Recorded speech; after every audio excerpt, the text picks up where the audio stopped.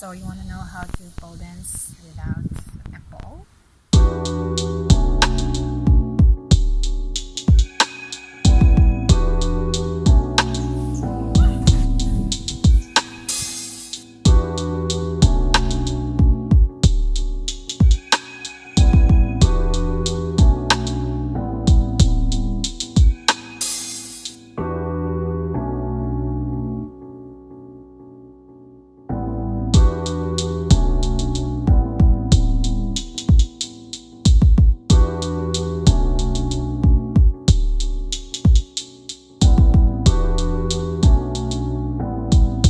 Step number 1 is to go into the half split like this.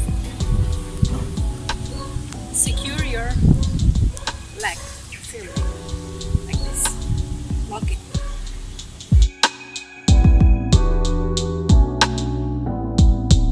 Step number 2. While holding yourself in this step, lock the elbow.